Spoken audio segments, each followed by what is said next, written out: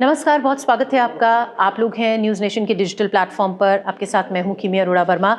मुलायम सिंह यादव हमारे बीच नहीं रहे हैं। उनका राजनीतिक सफ़र जो रहा है वो बेहद शानदार रहा है।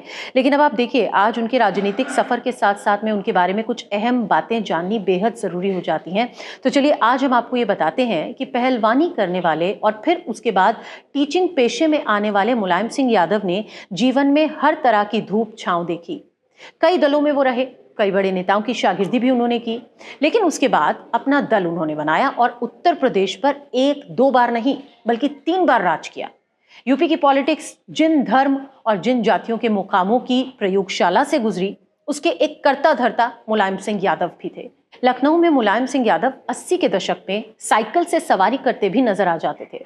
साइकिल से बहुत घूमे, कई बार देखा कि साइकिल चलाते हुए अखबारों, राजनीति में एंट्री करने से पहले मुलायम कुश्ती भी लड़ते थे। आज उनके कुछ ऐसे किस्से हम आपको बताने जा रहे हैं जो कि काफी चर्चा में रहे और उनके वही किस्सों की वजह से वो सबसे जुदा माने जाते रहे।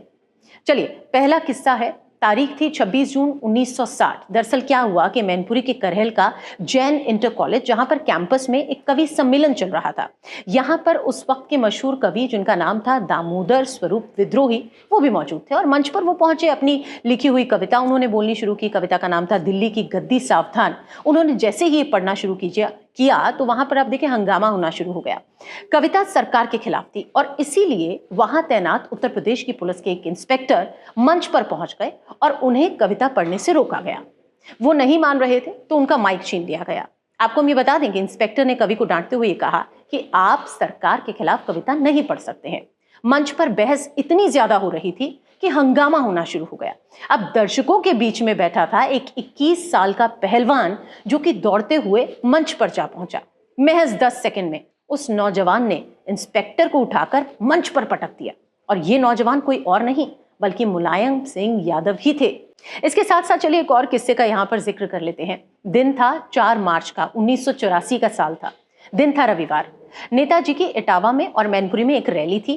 वो रैली करने के लिए पहुंचे और रैली के बाद वो मैनपुरी में अपने एक दोस्त से मिलने के लिए चले गए। दोस्त से उन्होंने मुलाकात की और मुलाकात के बाद वो 1 किलोमीटर ही महज चले होंगे कि उनकी गाड़ी पर ताबड़तोड़ फायरिंग होनी शुरू हो गई। गोली मारी गई और गोली मारने वाले छोटे लाल और नेत्रपाल नेताजी की गाड़ी के सामने आकर कूद पड़े। ये वो 2 लोग थे जिन्होंने फायरिंग यहां पर की थी। छोटे लाल नेताजी के साथ ही चलता रहा और इसलिए उसी के पता भी था कि वो गाड़ी में किधर बैठे हुए हैं और यही एक वजह थी कि उन दोनों ने 9 गोलियां गाड़ी के उस हिस्से पर चलाई जहां पर नेताजी खुद बैठा करते थे।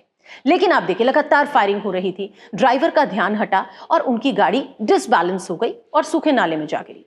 यहां पर इतनी बड़ी यह घटना हुई थी। आप देखिए, नेताजी तुरंत ये समझ गए थे कि उनकी हत्या की साजिश यहां पर रची जा रही है और उन्होंने तुरंत न सिर्फ अपनी बल्कि आप देखिए उनके साथ तमाम कार्यकर्ता वहां पर मौजूद थे और उन तमाम कार्यकर्ताओं की जान बचाने के लिए एक प्लान बनाया। उन्होंने अपने समर्थकों से यह कहा कि वो जोर जोर से चिल्लाएं, नेताजी मर गए हैं, उन्हें गोली लग गई है, नेताजी नहीं रहे, ये चिल्लाने के लिए कहा।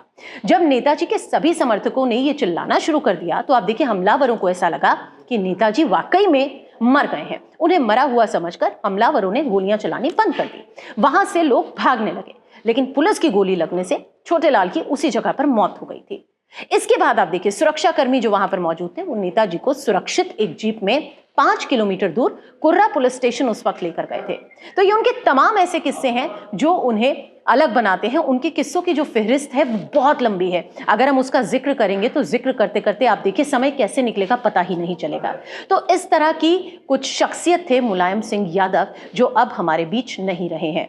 उन्हें न्यूज़ नेशन की तरफ से श्रद्धांजलि, नमन।